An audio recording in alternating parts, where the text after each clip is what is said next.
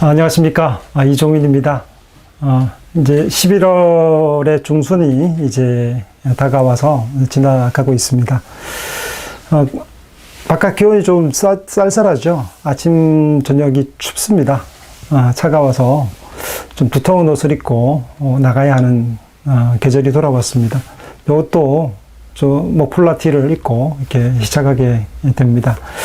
걸어왔더니 좀 덥습니다. 덥긴 하지만 이제 위에 마이를 벗고 이렇게 목폴라티만 입고 진행하려 합니다.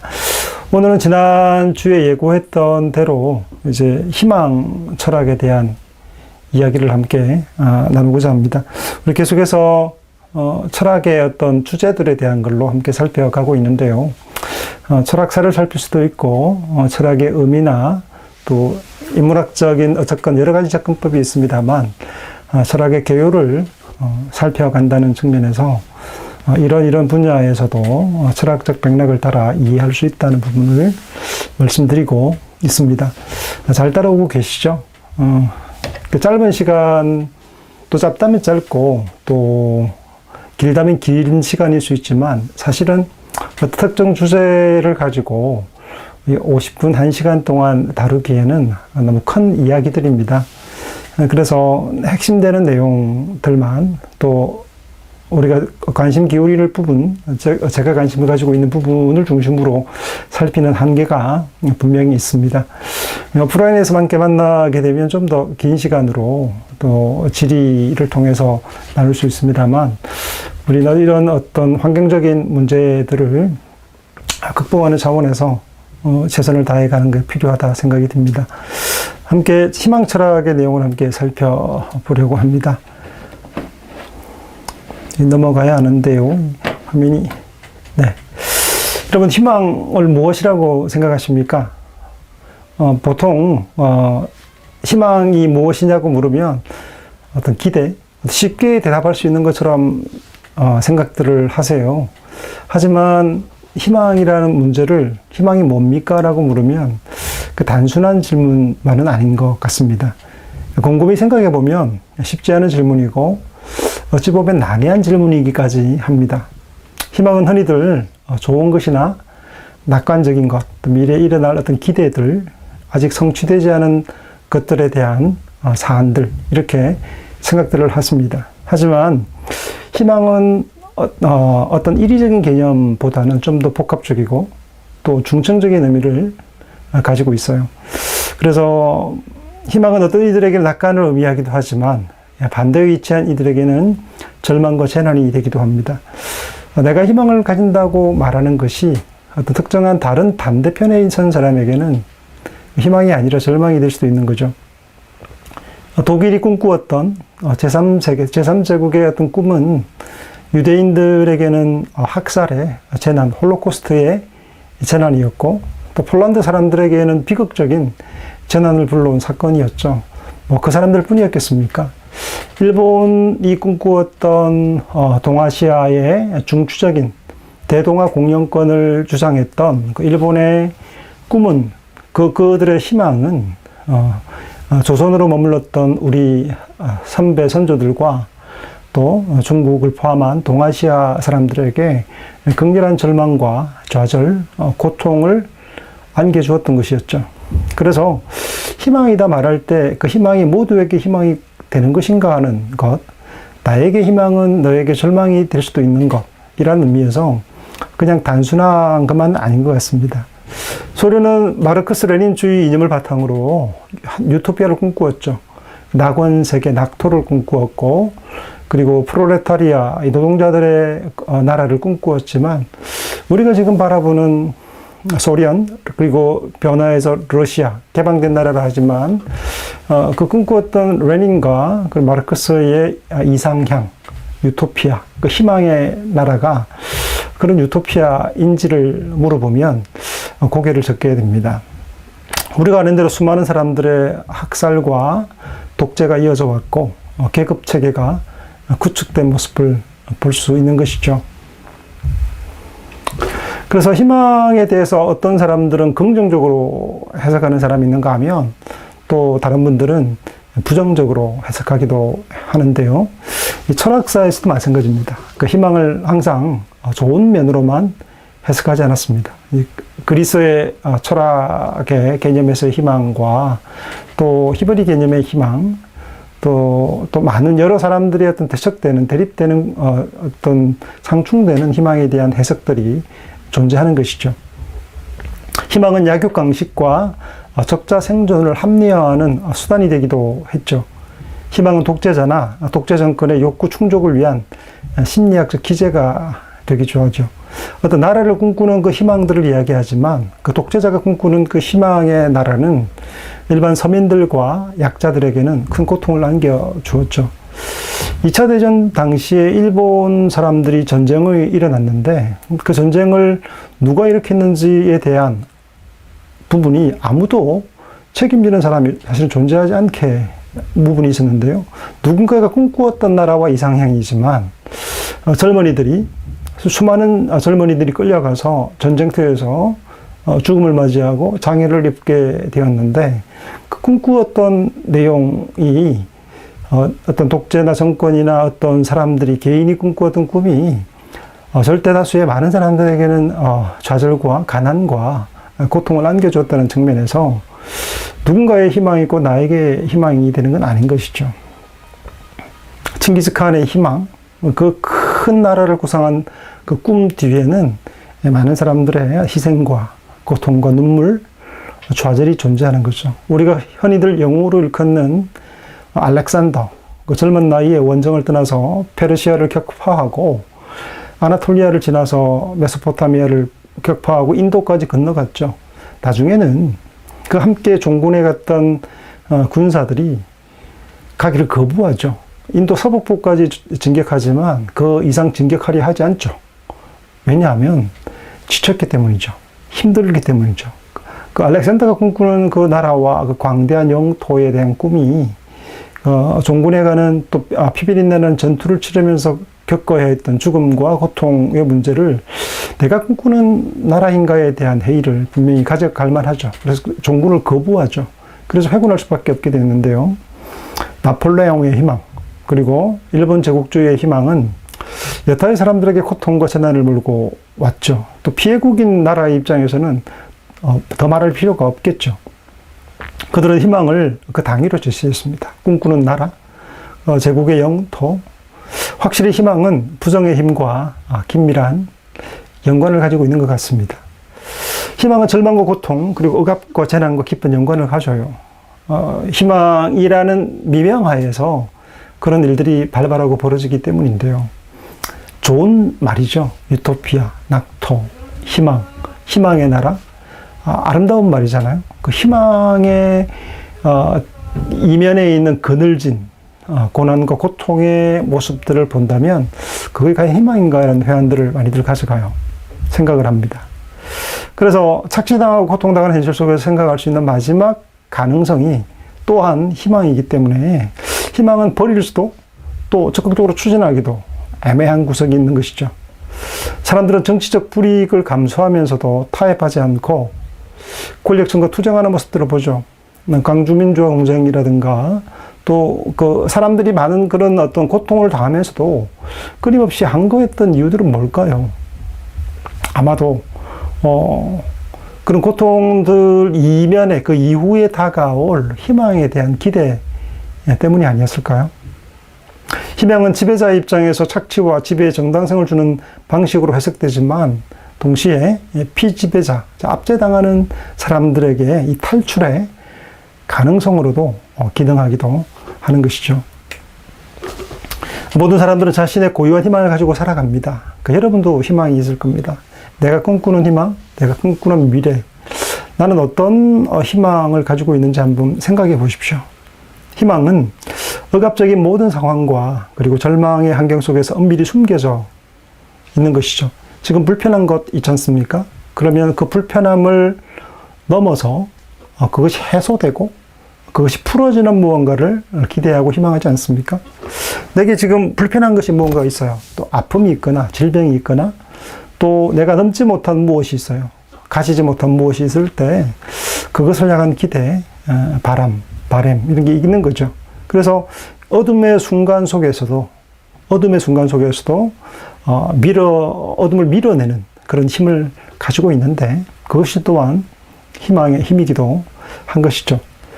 희망은 그 모습을 우리에게 드러내지 않지만, 그 희망하고 딱 떠오르지 않지만, 항상 우리로 미래를 개방하게 하고, 그리고 창조적이고 새롭게 하는 힘을 줍니다. 희망이라는 용어는 광범위하게 사용되고 있습니다. 어두운 곳과 힘겨운 상황에 놓인 모든 곳에서 사실은 희망이 있습니다. 저곳에 희망이 있을까? 저렇게 가난하고 뼈저린 다큐멘터리 같은 내용을 보면, 저기 여러분 동남아를 넘어서 산지에 있는 또 빈민 부분들, 이런 보면, 예전에 이집트 갔어요. 이집트로 간 적이 있습니다. 피라미드를 보고.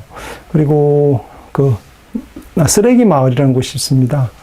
그곳은 이제 콥틱 기독교인들이 살았던 곳인데, 주로 이제 무슬림들이 이제 정치나 공무원들 하기 때문에, 콥틱 기독교인들은 이제 공무원으로 나갈 수 없죠. 쓰레기 마을 곳에 사는데, 이제 화덕에 하루 생활이 온 가족이 한 7, 8인 되는 온 가족이 $1로 생활을 하는 그런 정말 이렇게 가난한, 찢어지게 가난한 동네예요.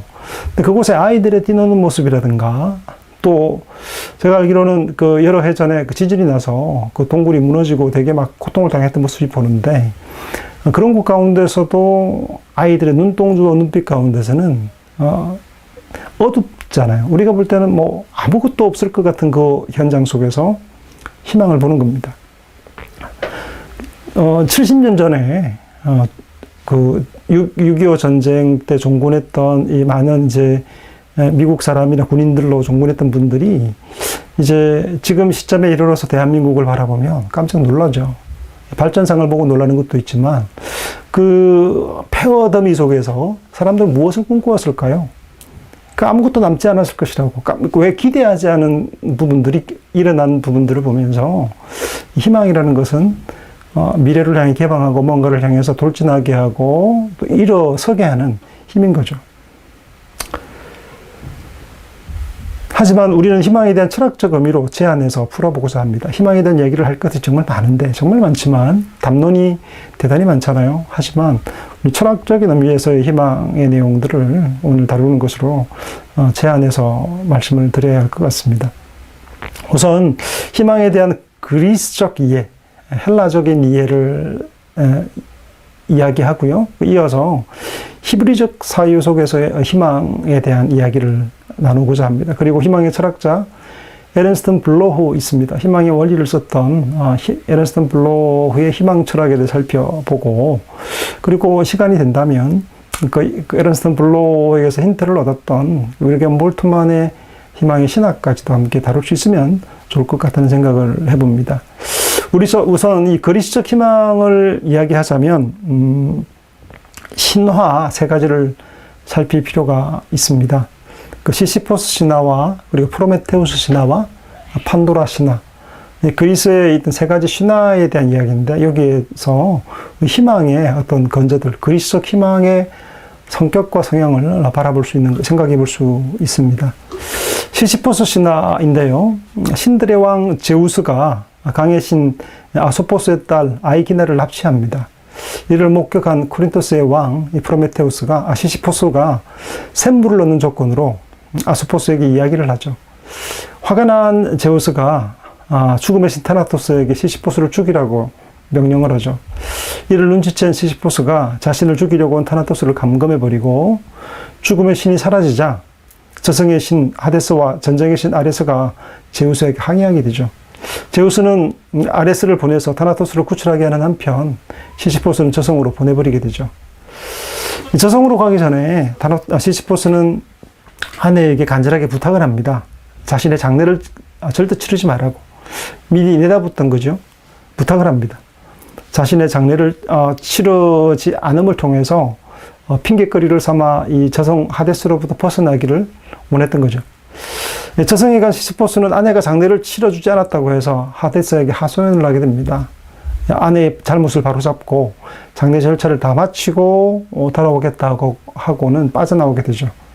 땅 위로 올라온 시시포스는 저승으로 돌아가지 않고 오랫동안 버팁니다.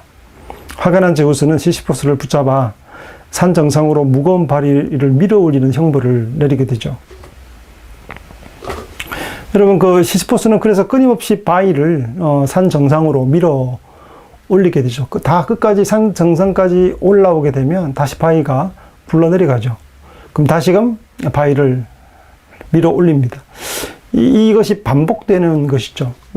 고통과 또 힘줄이 터질 듯한 고통 속에서 밀어서 상 정상까지 바위를 밀어 올리지만, 그러나 금세 정상에 서기가 무섭게 다시금 바위는 굴러 산 아래로 내려가고 맙니다.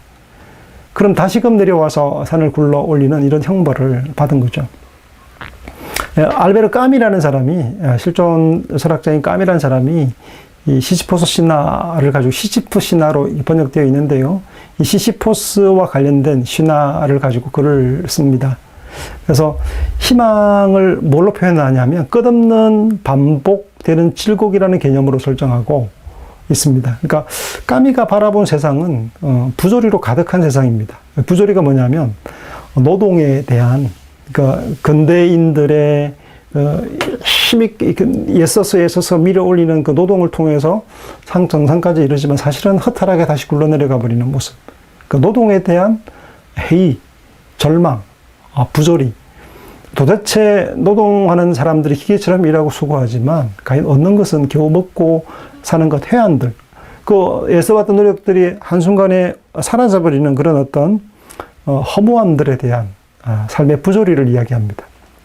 까미가 볼 때 세상은 부조리와 악으로 가득한 세상이므로 빠져나갈 수 있는 방법은 두 가지밖에 없는데, 그 하나가 자살이고 다른 하나가 내세에 대한 희망, 즉 천국에 가는 것밖에 없는데, 까미의 생각에서는 천국에 대한 이야기를 이야기할 수 없다고 얘기해요. 왜냐하면 우리가 지상에 살고 있기 때문에 천국에 대한 것은 접어둬야 한다는 거죠. 그는 실제로 무신론자였고 내세에 대해서 인정하지 않았습니다. 단지 여기서 할 수 있는 것은 뭐냐면 자살의 방법밖에 없다고 생각을 한 거죠. 그래서 자살의 문제를 그냥 행위적인 것이라기보다는 철학적 문제로 삼아 화두로 삼고 담론을 이어가는데요.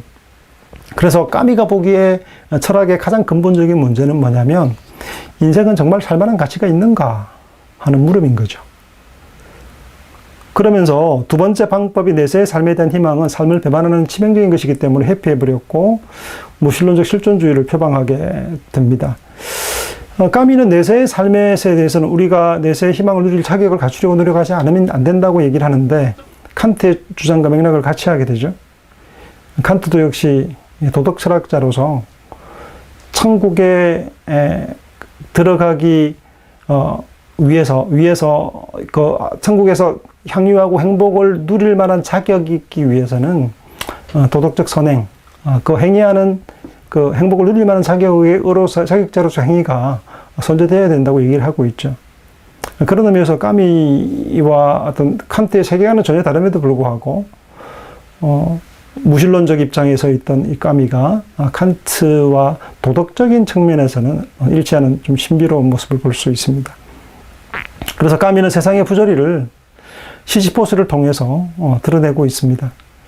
바위를 산꼭대까지 밀어 올리는 형벌에서 정상에까지 도달하지만 다시 돌은 굴러져 내려가는 그 어떤 부조리, 악, 허무함, 이런 반복적인 삶의 어떤 부조리함, 세상은 정말 살만한 가치가 있을까 하는 그런 어떤 물음들, 이런 것들을 이야기하죠. 그런데 까미가 바라볼 때 그 그리스 시시포스 신화에서 길어내고 있는 희망의 자리는 어디에 있냐면, 바위를 밀어 올렸잖아요. 끝까지 밀어 올리고 나서 그 정상에 왔을 때, 바위가 막 굴려 내려갈 때 그 순간 정상까지 밀어 올렸다는 그 벅찬 감격과 함께, 거기에서 기쁨뿐 아니라 굴러 내려갔을 때 그 허무함이지만 그 사색의 시간, 이제 내리막이잖아요. 다시 내려가는 그 쉼, 그 휴식, 이 저주와 같은 한숨과 이렇게 쉼을 가지는 그 시간, 이것을 통해서 고통을 극복해내고 이겨내는 신념,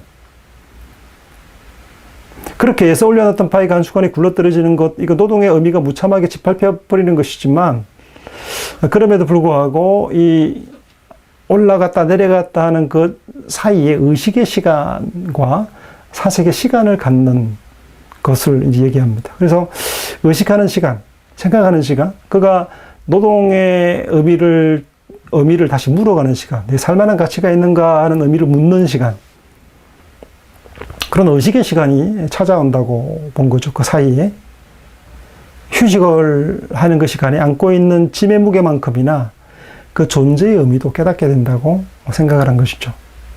이런 내리막길의 성찰, 내려가는 동안의 어떤 의식의 시간, 심의 시간을 통해서 시시포스에게 삶의 의미로 전환되어서 정상을 향한 투쟁과 그 자체가 인간의 마음의 행복으로 채워주게 된다고 본 것이죠. 그것이 바로 희망의 힘이다. 그것을 바로 희망으로 해석하고 있습니다. 그래서 그 단순히 그냥 미래에 대한 낙관적 기대 이런 것과는 좀 다르죠. 차원이. 몸이 건조한 고통의 반복 속에서 성찰적 심을 통해서 희망의 자리를 부여하고 있는 것이죠. 두 번째 신화가 프로메테우스 신화인데요. 하늘과 땅이 만들어지고 온갖 동물들이 띠를 지어 다녔지만 세상을 다스릴 정신을 가진 생물이 없었던 때에 프로메테우스가 세상에 나타났죠. 이 신족의 자손 프로메테우스, 그러니까 제우스의 어떤 사촌지간쯤 되죠. 프로메테우스는 현명한 발명가였습니다. 일종의 기술자죠. 뭔가를 만들어내는 아주 지혜로운 기술자였는데요.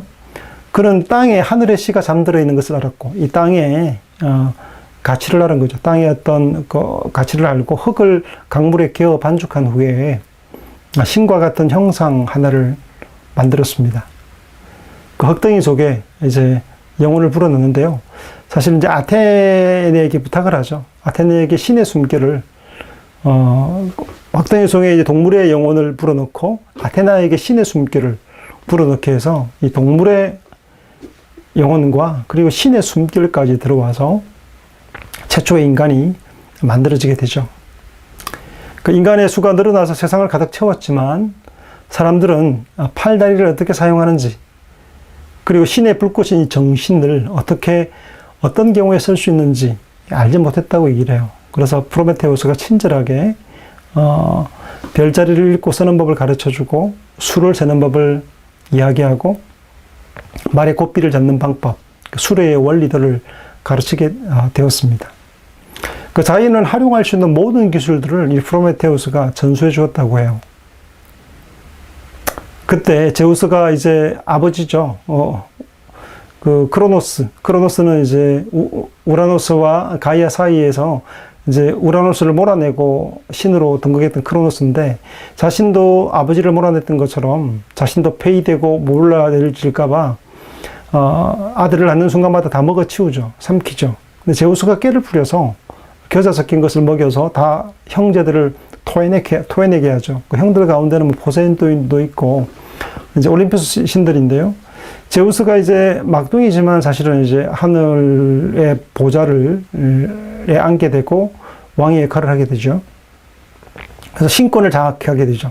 그런 인간 종족을 보호해 줄 터이니까 자신을 숭배하라고 요구했는데 신과 인간들이 온종일 의무와 권리를 결정하는데 프로메테우스는 인간의 변호자로 참석해서 신들이 너무 많은 것을 요구하지 않도록 인간 편에 서서 변호사 역할을 자처해서 하게 됩니다. 그래서 프로메테우스는 신화 속에서는 언제나 인간 편에 서 있는 신으로 이야기가 되어져요.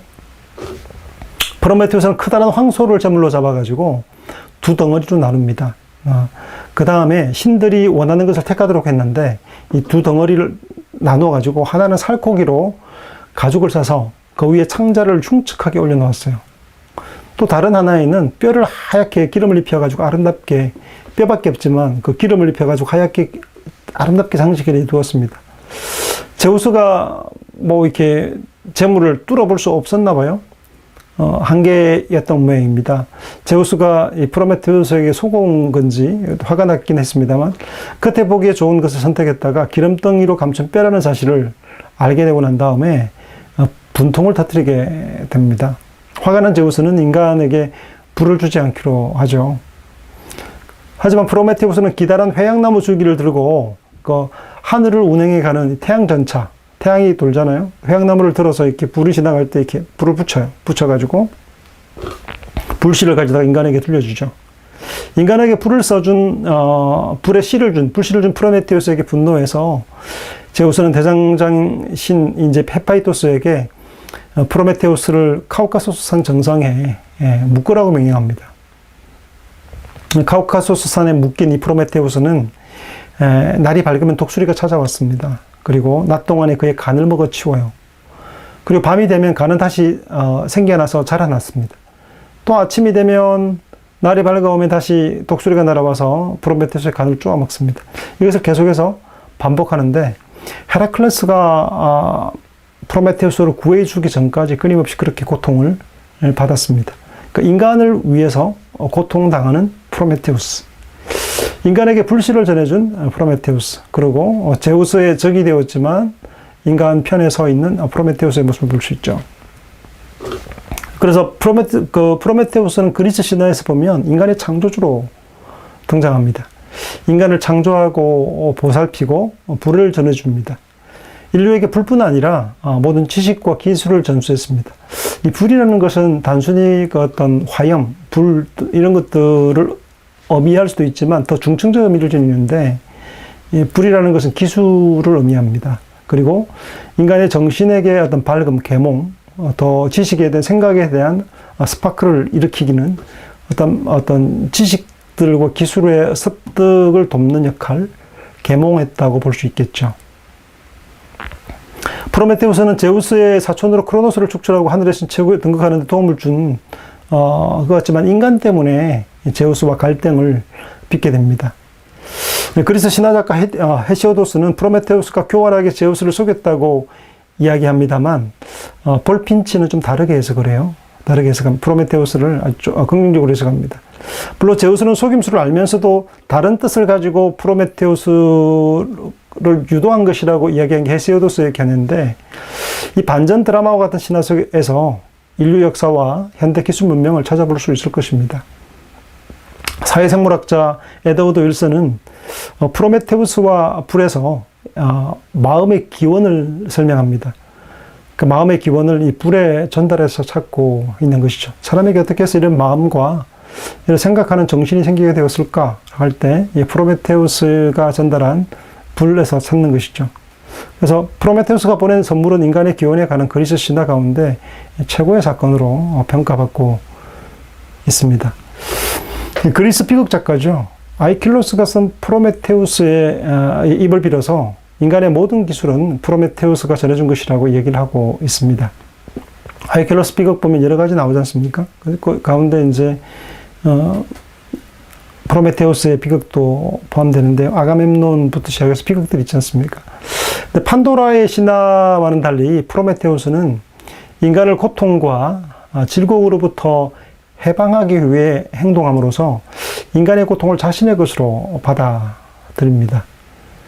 프로메테우스가 전해진 불과 기술의 남용은 생태학 위기와 새로운 재앙의 원인이 되기도 합니다만 러시아의 체르노빌이라든가 일본의 후쿠시마 원전 사고는 기술 문명이 가지고 있는 어떤 양날의 검을 볼 수 있죠.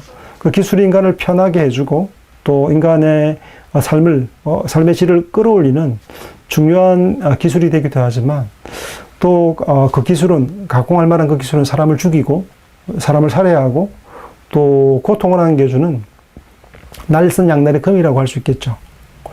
이 그리스적 희망 개념은 사람들의 꿈과 소망이 앞으로 다가오는 미래 사건 가운데 확실하게 약속될 것이라는 그런 약속이 아닙니다. 그리스적 희망은 소크라테스의 신적 세계에 대한 도덕적 열망 속에서 적극적인 모습을 나타내고 있는데 인류의 덕에 대한 이상을 신적 세계에서 찾으려고 했던 소크라테스주의는 프로메테우스보다는 사실 태보한 측면이 있습니다. 니체는 소크라테스의 합리주의를 노예 도덕의 출발점으로 바라보기까지 했죠. 그래서 이런 희망은 어떤 다가오는 미래 가운데 확실한 것이 아니라 불확실한 것이죠. 가능성적인 의미가 포함되어 있다고 이야기할 수 있겠죠. 마지막으로 판도라 신화의 경우를 보면 프로메테우스에게 속아 뼈다귀만 차지하고 인간에게 불도 빼앗지 못한 이 제우스가 새로운 재앙을 생각해내죠. 불의 신 헤파이스토스에게 흙을 빚어 아름다운 여인을 만들게 합니다. 그래서 흙을 가지고 역시 아름다운 여인을 만들어서 불의 신 헤파이토스가 만든 그 여인을 여러 신들이 선물을 그녀에게 주게 되죠. 그래서 아테네는 그 형상에 빛나는 하얀 옷을 입히고 얼굴에는 베일을, 머리에는 활을 꾸미고 황금 머리끈을 동여매 주었습니다. 머리끈은 헤파이스토스가 온갖 기구를 부려 만든 동물 형상이 새겨져 있었고요. 정말 아름다운 장식들로 꾸미게 되고, 헤르메스는 그녀에게 말 잘하는 능력을 주었어요. 그리고 아프로디테는 온갖 교태와 요염을 선물했습니다. 제우스는 이 착한 여인에게 사악함을 숨겨 놓았습니다. 그녀의 이름은 모든 선물을 뜻하는 판도라. 예, 판이라는 게 모든 뜻이라면 도라는 도론. 그러니까 도론은 선물이라는 뜻이거든요. 모든 선물들이라는 의미의 여자. 이 판도라는 이 선물들을 신들로부터 받은 이 여인이 온갖 좋은 선물뿐 아니라 그 이면에 있는 사악함과 어떤 재앙들까지 포함되어 있는 거죠. 신들은 판도라에게 인간들이 겪어야 할 온갖 불행을 사실은 선물한 것이에요. 근데 그 불행이라는 것이 한편으로 보면 행복처럼 보이지만 한편으로 보면 불행이 되는 것들입니다. 제우스는 판도라를 데리고 신들과 인간 세상에 내려옵니다. 그래서 모두 판도라의 빼어난 미모에 탄성을 질렀죠. 제우스는 프로메테우스의 동생 에피메테우스에게 주었는데요. 형 프로메테우스는 에피메테우스에게 절대로 제우스가 주는 선물을 받지 말라고 신신당부를 합니다만, 판도라의 이 아름다운 미모와 빛나는 광채나는 그 매력에 빠져서 그만 판도라와 사랑에 빠지게 되고 말죠. 그래서 판도라의 반에 여인을 받고 말았습니다. 사실 그 프로메테우스는 미리 생각하는 자, 앞서 보는 자라는 뜻이 있는가 하면, 에피메테우스는 늦게 보는 자, 뒤늦게 바라보는 자라는 의미를 가지고 있어서 그 형과 동생 사이인데 서로 다르죠. 그래서 판도라의 선물 항아리를 들고 와서 에피메테우스 앞에 두 손으로 뚜껑을 열어버립니다. 그래서 온갖 재앙들이 솟아올라 빠른 속도로 땅에 퍼졌습니다. 그렇게 해서 이 땅 가운데 슬픔과 눈물과 온갖 재앙들이 퍼지게 되었다 보는 거죠.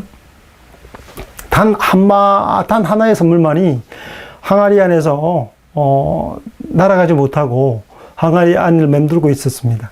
그러니까 숨어있는 그것이 뭐였냐면 바로 희망이었는데, 판도라는 제우스가 시킨 대로 뚜껑을 닫아 영원히 항아리 안에 남겨두었습니다. 재앙은 온 땅을 덮였지만 아직 항아리 속에 여전히 뭐가 남아있냐면 희망이 남아있는 것이죠. 우리가 겪는 세상의 고통과 또 어떤 아픔들, 그리고 절망적인 모습들 속에서도 아직 뭐가 키핑되어 있냐면 희망이 아직 여전히 우리 손에 남아있다고 보는 거죠. 이후 제우스는 프로메테우스에게 복수합니다. 헤파이스토스와 그의 종 강함의 신인 크라토스와 폭력의 신 비아에게 프로메테우스를 넘겨버리죠.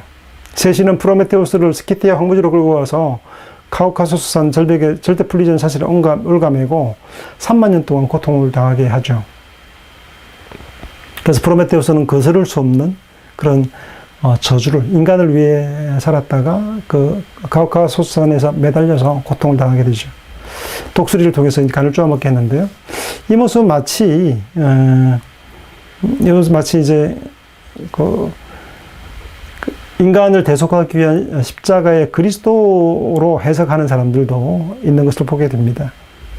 프로메테우스의 아들 데오칼리온과 판도라의 딸 피르라가 방주와 상자 속 희망이 인간에게 여전히 지켜내게 됩니다. 대홍수가 일어났습니다만 인간을 없애기 위해서 제우스가 대홍수를 세상에 보내서 세상의 인류를 다 썰어버리죠. 그렇지만 홍수 속에서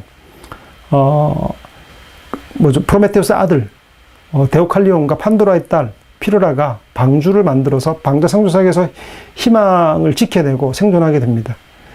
두 사람이 제사를 올리게 되자 제우스도 그를 이제 받아들이게 되죠. 대홍수 사건이 신화 속에도 있는데요.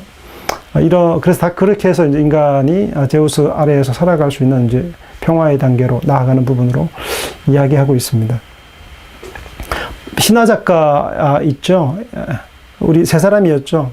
그래서 볼핀치가 바라본 판도라는 좀 다릅니다. 신화 작가 볼핀치는 판도라가 모든 선물을 받은 여인으로 아프로디테의 아름다움과 헤르메스의 설득력, 그리고 아폴론의 음악을 겸비했다고 설명합니다. 다 갖췄죠. 미모를 갖췄을 뿐 아니라 아름다움과 그리고 수사력, 그러니까 아름다운 설득력과 아폴로네의 기교와 예술까지, 아프로디테의 기교까지 다 가지고 있는 그런 여인이었죠. 하지만 판도라는 호기심을 참지 못해서 상자를 열었고 그 상자 속에서 온갖 재앙들이 쏟아져 나갔으나 다 날아간 뒤 오직 희망만 남았다고 말하면서 희망의 긍정적인 의미를 강조합니다. 폴핀치는 미국 사람이죠. 한참 뒤에 현대로 접어들기 전에 살았던 사람이죠. 매사추세츠 출신의 인물인데요. 이 학자가 정리한 이 신화 속에서는 판도라를 좀 더 긍정적으로 해석하고 있죠. 희망이 있는 한 어떤 재난도 우리를 불행하게 만들지 못한다는 것을 이야기하고 있습니다. 여러분 우리나라 영화 판도라 영화 보셨습니까?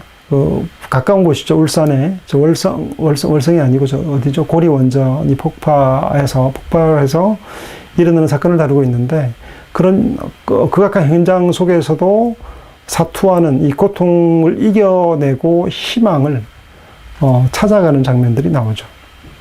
판도라는 그런 의미로 영화 감독이 해석하고 있는 부분이 보여집니다. 볼핀치는 이 학설을 더 신뢰하고 있습니다. 그래서 그것이 희망과 같은 소중한 보배가 재난으로 가득 찬 상자 속에 함께 들어있다는 것을 이해할 수 없다고 본 거죠. 그렇다면 제우스의 최종적인 의도는 인간을 사기꾼 프로메테우스의 관계에 빼내리는 데 있었을 것인지 아니면 인간을 진정으로 사랑하고 구원하려는 신은 프로메테우스인지 제우스인지 이런 의문점은 남아요. 만약에 그 모든 사건들을 알고 나서도 알고 있으면서도 제우스가 그 일을 했다면 제우스는 어떤 섭리 가운데서 의도 가운데서 프로메테우스를 그렇게 이용하고 또 알면서도 허용하면서 인간을 사랑한 것인지 아니면 정말 인간의 구원자는 프로메테우스인지 해석자들에 따라서 차이가 나는 모습을 볼 수 있습니다. 헤시오도스의 판도라 같은 경우에 이제 그런 경우죠. 제우스를 좀 더 이렇게 긍정적으로 바라보는 것인데요. 그런 희망을 좀 더 부정적인 의미로 바라봐요. 볼핀치와 생각이 좀 달랐죠. 판도라의 희망을 인간의 고통을 완화해주기 위한 일종의 진정제, 또 몰핀 같은 것으로 본 것이죠. 그래서 희망은 근본적인 해결책은 못 된다는 거 부정적으로 바라보고 있습니다. 헤시오도스는 판도라의 사건을 어떤 선물로 돌려주라 했던 프로메테우스의 당부를 망각한 에피메테우스의 경거망동으로부터 온 것으로 보고 볼핀치가 판도라의 신화 해석을 통해 희망을 긍정적으로 그려낸 것과 대조적으로 헤시오도스는 판도라의 신화 해석을 통해서 희망은 잠깐 동안의 고통을 잊게 하는 모르핀의 역할을 하는 것일 뿐이라고 부정적으로 그려내고 있죠. 헤시오도스와 그리스 신화, 로마 신화는 헤시오도스, 여러분 잘 아는 그 헤시오도스, 그리고 또 누가 있습니까? 변신 이야기를 쓴 사람 있죠? 갑자기 생각이 안 나네. 변신 이야기를 쓴 사람 하고요. 그리고 볼핀치 이렇게 세 사람이 있죠. 그래서 부정적 해석과 긍정적 해석이 함께 섞여 있는 모습을 보게 됩니다. 그래서 고대 그리스에 있어서 희망은 주로 미래와 관련된 중립적 개념인 기대라는 뜻으로 해석되었습니다. 하지만 이 말은 사람에 따라 긍정 또는 부정으로 해석되어 왔죠. 헤시오도스와 핀다로스는 기대를 거의 부정적으로 받아들였는데 미래에 대한 낙관적인 기대를 이른바 허망한 희망이자 일종의 기만으로 희망 고문과 같이 생각한 것이죠. 미지의 미래 속에서 우연성을 순례하는 망상에 불과하다는 것. 희망은 모르는 거죠. 허망한 것이고 사실이 아닐 가능성에 무게를 두는 부정적인 입장을 가지고 있고요.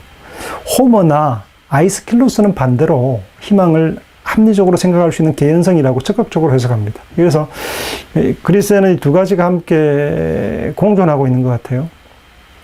소포클레스는 주관적 관심에 의해 이끌어진 미래의 적극적인 가능성에 대한 신뢰감이라고 희망에 대해 규정하고 있습니다. 투키디데스 또한 희망이란 위험한 상황에서의 위안이라고 설명하고 있죠. 데모크리투스와 플라톤은 좋은 희망과 나쁜 희망을 구분했습니다. 특히 플라톤은 최고선 혹은 에로스만이 가장 큰 희망에 대해 권리를 가진다고 주장합니다. 필레보스에서 기억에 대비하여서 미래의 사실과 관련된 영혼의 개념 활동, 즉 요구와 미리 즐거워함을 희망으로 이해하고 있죠. 아리스토텔레스도 플라톤의 희망 개념을 수용해요.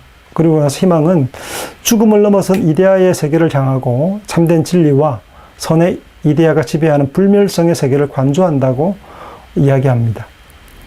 그리스적 희망은 아직 무엇인지 모르는 미래에서 오는 것으로 아무것도 아닐 수 있는 불안이 수반된 그런 가능성입니다. 확실한 약속에 기반해 있는 히브리적 희망 개념과는 분명한 차이를 가진다고 말할 수 있겠죠. 그렇다면 히브리 기독교적 희망은 어떤 것일까요? 히브리 기독교적 희망은 하나님 약속에 근거해 있어요. 그래서 그리스적 희망의 절망적 현실에서 가능성과 어찌될지 모르는 불확실성을 뜻한다면, 아직 모르는 것이잖아요. 그것을 뜻한다면 히브리 기독교적 사유 속에서, 철학 사유 속에서의 희망이라는 것은 확실한 것입니다. 뭐냐면 히브리 기독교적 개념의 희망의 근거는 어디에 있냐면 신의 약속에 머물러 있기 때문입니다. 판도라 신화 해석에서 보는 것처럼 희망은 반드시 긍정적으로만 인식되지 않은 것과 달리 히브리적 희망은 약속에 담지된 미래를 뜻하며 이런 긍정적 의미로 해석됩니다. 그리스적 희망이 부조리와 고통의 현실 속에서 미래를 바라보는 가능성이라면 히브리 기독교적 희망은 미래로부터 현실로 침투하는 희망이라고 말할 수 있어요.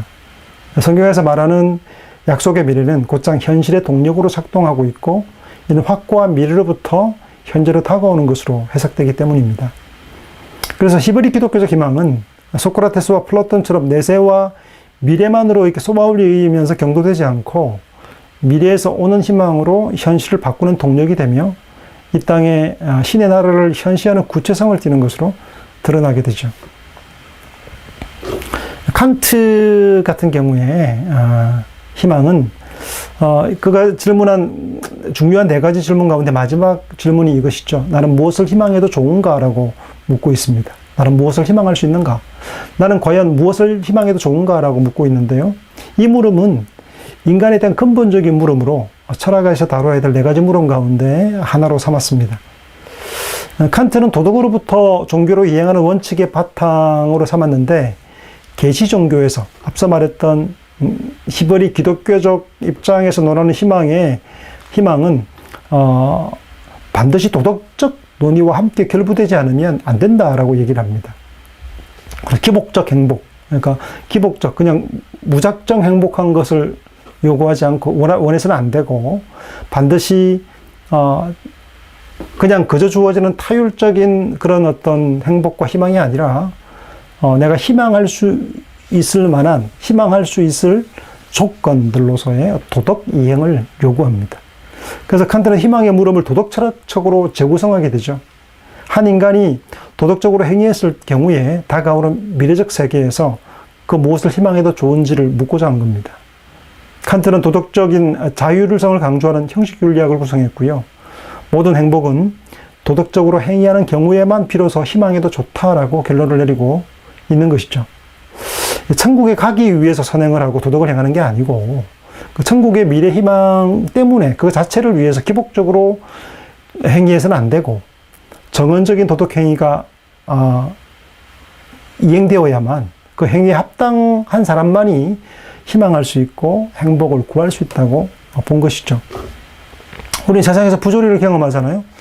앞서 까미가 세상의 노동의 어떤 부조리, 세상의 부조리를 본 것처럼 칸트 역시 부조리를 보았어요. 왜냐하면 세상은 도덕적으로 착하게 사는 사람이 성공하고, 그리고 부지런하고 건면하게 사는 노동자가 입에 풀칠하기 힘들고, 이런 삶의 모습을 부단히 보면서 사람이 과연 도덕적으로 살면 행복해질 수 있을까? 희망할 수 있을까라고 묻게 되죠. 순수하게 도덕적으로 살더라도 이 땅에서 그 행위에 합당한 보상을 적절하게 주어지지 않는 경우가 많잖아요. 칸트는 이러한 어려움을 극복하기 위해서 종교를 인정합니다. 그가 인정한 종교는 계시 종교라기보다는 도덕 종교인데요. 왜냐하면 내가 도덕적으로 살잖아요. 도덕적으로 살 때에 내 삶에 대한 부분을 긍정하고 인정해주고, 세상은 인정해주지 않잖아요. 내가 거짓말하지 않고 착하게 살면 나에게 이익이 되나요? 그것이 이익이 안 될 경우가 많잖아요. 근데 칸트는 이 땅에서 벌어지는 이 부조리한 상황 속에서 도덕적 행위를 끊임없이 할 수 있는 조건을 이루기 위해서 신의 존재를 요청합니다. 도덕적 판결자, 판단자가 필요한 것이죠. 그 신 존재를 요청하고요. 그리고 끊임없이 도덕적 삶을 진행할 수 있기 위해서 영원불멸을 요구하고, 타율이 아니라 자율적으로 선택할 수 있기 위해서 도덕하기 위한 기본 전제가 자유가 있어야 되잖아요. 내가 로봇이라면, 기계라면 책임을 질 필요가 없잖아요. 개에게 우리는 길 가다 똥산 개에게 책임을 묻지 않잖아요. 그것을 데리고 나온 주인에게 묻죠. 마찬가지로 인간이 자유가 있어야만 책임을 물을 수 있죠. 도덕 행위에 대한 책임을 물을 수 있는데, 그래서 이 자유를 요청합니다. 그 자유와 영원불멸과 신의 존재를 요청하고 있는 것이죠. 사람이 도덕적으로 행위했을 경우에만 미래에 주어지는 행복을 얻을 수 있다는 사실을 희망해도 좋다라고 말하고 있는 것이죠. 에른스트 블로우 같은 경우는 동독에서 새로운 이상사회를 건설하려는 그런 희망들이 좌절된 경험 뒤로 서독으로 망명한 뒤에 첫 연설이 희망은 좌절될 수 있나라는 질문이었죠. 그런 논제가 던져졌습니다. 여러분, 희망이라는 것이 좌절될 수 있을까요? 현실은 분명히 좌절과 절망들의 질곡들이 보이고 또 경험했고, 그가 추구했던 이상적인 미래, 꿈꾸는 것들이 좌절되는 모습을 보았습니다. 하지만 그는 희망이라는 것이 아직 열려있고 개방되어 있는 것이 그 자체가 좌절될 수가 있는가 하는 그런 질문들을 던진 것이죠. 그 질문지로 계속해서 희망에 대한 논구가 이어지는 것이죠. 두 차례의 세계대전으로 드러난 끔찍한 인류의 악마성이나 히틀러의 대학살이 모든 희망을 짓밟고 압도하는 것처럼 보이는 그런 때에도 우리는 여전히 살아있으며 세계는 아직도 미래를 향해서 열려있다고 본 것이죠. 미래는 아직 아님, 아직 다가서지 않았고 아직 우리가 밟지 않은 아직 아님의 영역이기 때문에 미래는 개방되어 있고 언제든지 바뀔 수 있는 거죠. 그래서 블로우 역시 어떤 가능성적, 개방적 그런 의미를 가진다고 할 수 있겠죠. 그래서 블로우의 희망 철학은 세 가지 큰 토대가 있습니다.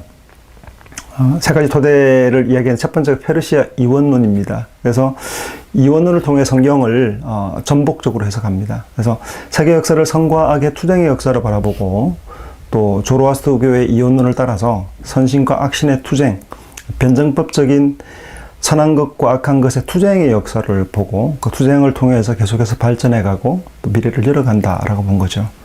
그래서 부조리한 세상과 또 난처하고 좌절과 절망을 안겨주는 그런 악한 세상을 창조한 신으로부터 탈주하고 벗어나는 일, 해방하는 일, 악한 세상으로부터 탈주와 연대의식을 통해서 희망, 즉 하나님 없는 하나님 나라를 추구하는 방식을 희망의 미래로 바라보고 있는 것이죠. 두 번째로는 아리스토 자파 물질 철학이라고 얘기하는데요. 단지 눈에 드러나는 그 어떤 물질뿐 아니라 아직 그 희망이라는 것도 가능 물질, 형이상학과 물질에 대한 내용들이 유물론적인 것이 함께 합성된 거죠. 이거 희망이라는 것은 우리가 그냥 공허한 것이 아니라 블로우는 가능 물질과 가능이라는 두 가지가 결합되어 드러납니다. 그래서 가능성, 아직 드러나지 않은 그 자면적이고 잠재적인, 아직 드러나지 않았지만 나타나게 될 그런 세계, 그런 잠재적인 미래를 가능 물질이라는 어떤 그런 개념을 통해서 정리를 합니다. 그래서 눈앞에 아직 드러나지 않았지만 바뀔 수 있고 변화될 수 있고 또 희망할 수 있는 잠재되고 자면된 아직 나타나지 않은 것에 대한 그것을 통해서 미래의 가능성과 개방성을 받아들이고 있습니다. 마지막으로는 또 하나가 뭐냐면 구체적인 희망으로서 블로우가 추구했던 희망이라는 것은 그냥 막연한 희망은 아니었어요. 그런 어떤 선신과 악신의 투쟁, 그리고 아리스토텔레스의 자파 물질 철학뿐 아니라 마르크시즘을 통해서, 마르크스주의를 통해서 구체적인 유토피아, 눈앞에 드러나는 미래를 꿈꾸었습니다. 막시즘에도 두 가지 부류가 있는데, 하나는 한류가 있고 난류가 있습니다. 그래서 한류라고 말하는 것은 냉혹하고 차가운 형태의 어떤 그런 막시즘입니다. 동독에서 그러한 것을 경험하고 나서 탈주한 뒤에 그가 말했던 사랑의 나라, 그 사람답게 살아갈 수 있는 그 유토피아, 그 나라는 마르크스주의라는 구체적인, 그 당대에 드러났던 가장 구체적인 형태로의 모습을 지닐 것인데, 그것은 냉혹하고 날카로운 모습이 아니라 따뜻하고 온화하고 그리고 사랑의 나라라고 표현한 거죠. 그래서 연대의식을 통해서 서로를 감싸 안아주는 그 따뜻한 난류 막시즘에 대한 부분을 강조합니다. 사랑의 유토피아를 이야기하는 거죠.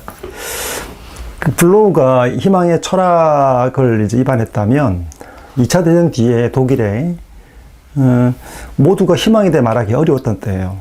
생각해 보십시오. 전쟁이 막 끝났습니다. 전쟁이 막, 이제 아직까지 전쟁의 뜨거운 열기가 그 비참함의 그 깜깜한 어떤 비루함들이 아직 가시지 않았을 때에 누구도 희망에 대해서 말할 수 없었겠죠. 희망을 말한다는 것이 분위기에 어울리지도 않았고 말하기도 어렵고 무서웠던 거죠. 특히나 전범 국가였던 독일의 경우에는 희망을 말하는 것은 정말 어렵고 힘든 일입니다. 우리가 생각해 보십시오. 그 일본이 희망의 나라, 뭐 전쟁이 끝내놓고 이 전범국이 희망의 나라에 대한 얘기를 한다는 것은 그렇게 표현할 수 없죠. 주변 이웃 국가에 대한 어떤 잘못된 행태가 되겠죠. 근데 몰트만은 신학자였죠. 이 사람은 블로우의 이제 휴가를 갔어요. 알프스로 휴가를 가고 나서 이 에르스트 블로우의 희망의 원리라는 책을 집어 들고 피고 나서는 빠져버렸습니다. 스키를 타고 즐겨야 될 것들은 새까맣게 잊어버리고 아내와 함께 지내는 시간들 모조리 잃어버리고 책에 푹 빠져버립니다. 그러면서 중요한 질문을 안 던지죠. 기독교는 왜 희망을 버렸는가? 기독교는 왜 소망에 대해 더 이상 말하지 않는가? 라는 화두를 던지고 질문을 던지게 되죠. 이렇게 자극을 받았던 몰트만이 기독교는 희망을 버렸는가라는 문제 제기와 함께 기독교 희망에 대한 광범위한 탐색을 시작하게 됩니다.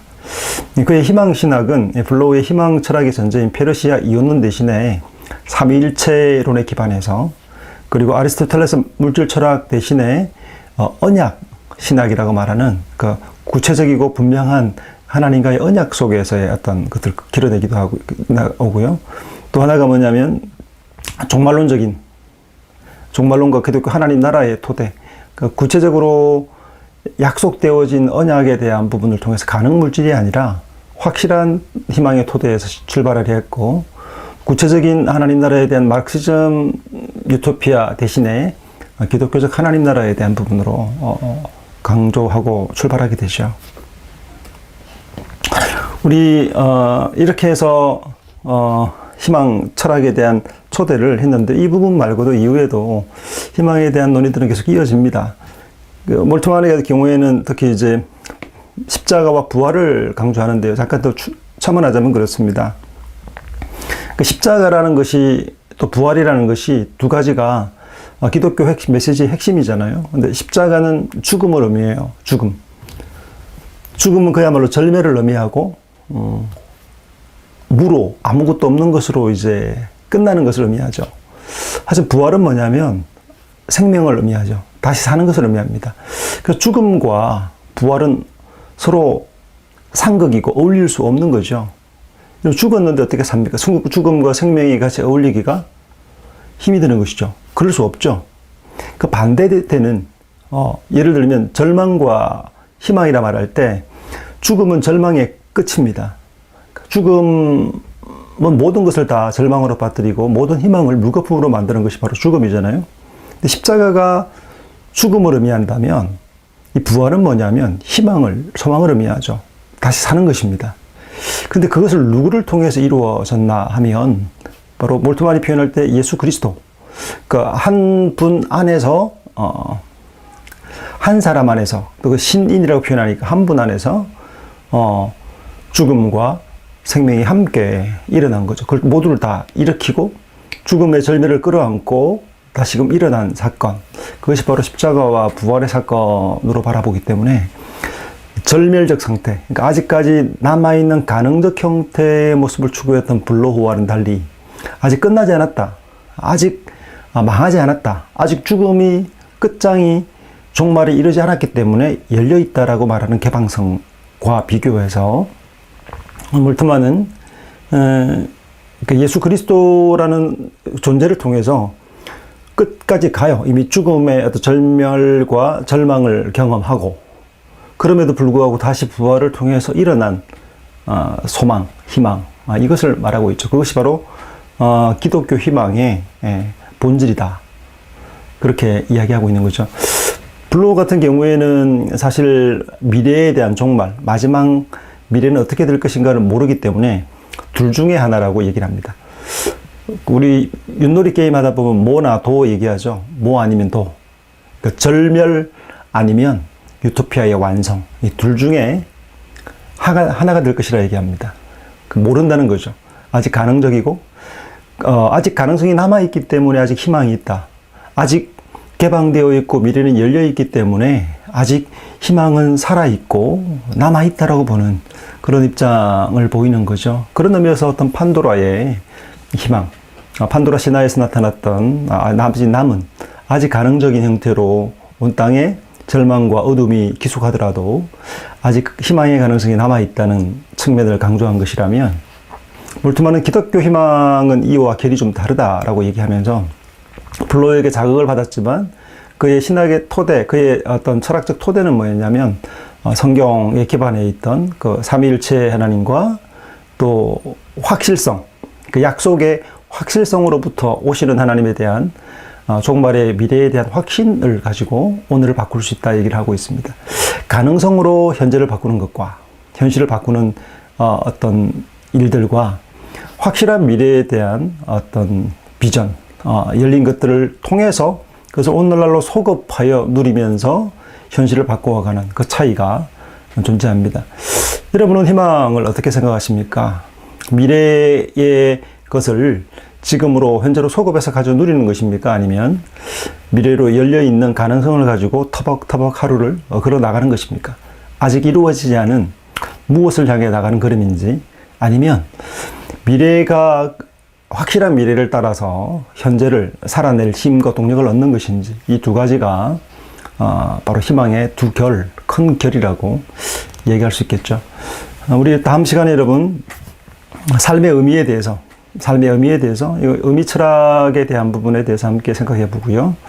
좀 더 구체적으로는 삶의 의미, 생의 의미에 대한 것들을 가지고 나누었던 철학적 담론들을 함께 나누어 보도록 하겠습니다. 여러분 오늘 여기까지 하겠습니다. 수고하셨습니다.